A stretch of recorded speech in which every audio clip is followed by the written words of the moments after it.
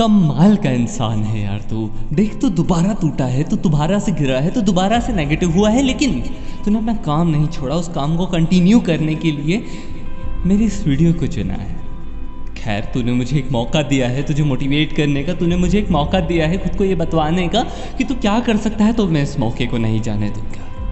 मैं तुझे रियलाइज़ करा कर ही छोड़ूंगा कि तू किस लायक है। मैं तुझे रियलाइज़ करा कर ही मानूंगा कि तू किस मिट्टी का बना है। मैं तुझे रियलाइज़ करा कर ही मानूंगा कि तू कैपेबल है ब्रो। रीज़न देख, मैं तेरे को पहले से नहीं जानता हूँ, लेकिन अगर तूने मोटिवेशनल वीडियोस को सर्च करा है और गलती से तू मेरी इस वीडियो पर आया है, तो डेफिनेटली तेरे माइंड के अंदर एक बात तो साफ है कि रुकना मना है।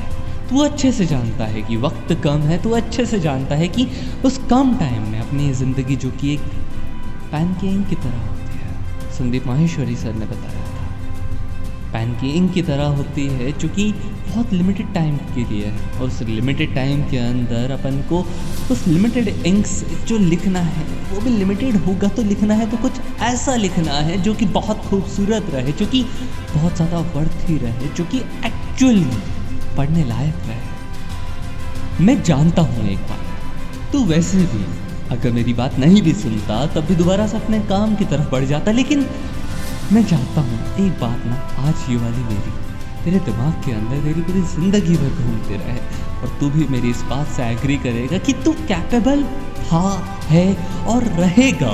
सिचुएशन की इतनी औकात कभी नहीं थी कि वो तुझे आके बता पाए कि तू किसी लायक नहीं है। सिचुएशन की औकात कभी नहीं होती, क्योंकि सिचुएशन तो खुद अपनी सगी नहीं होती ब्रो।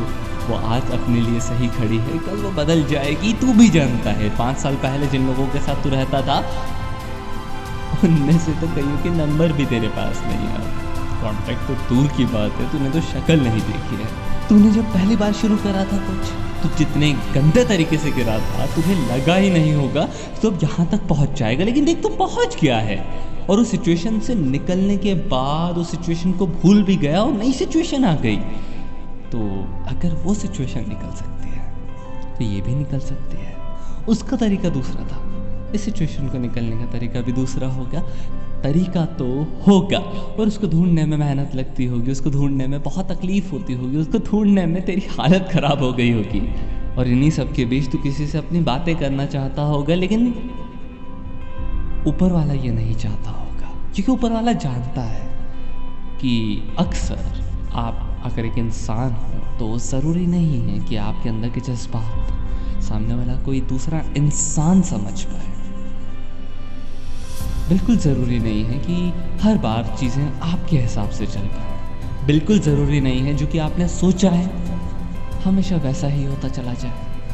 कई दफ़ा सिचुएशन वर्स्ट से वर्स्ट हो जाती है, कई दफ़ा अच्छी से अच्छी हो जाती है,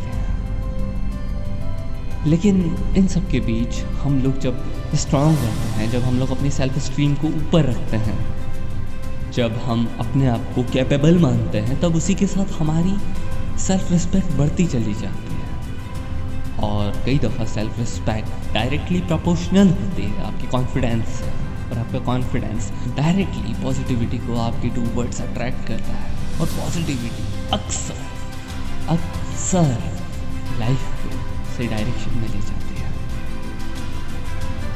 वेल, अगर मेरी इस थॉट से तेरे को थोड़ी सी भी हिम्मत मिली, मेरे इस थॉट से तुझे 1% भी ऐसा लगा है कि तू सही है, हाँ, it's okay to be sometimes, जब लाइफ आपके हिसाब से नहीं चलती है, उस सिचुएशन में अपने आप को संभालना ब्रो सैल्यूट है तुझे।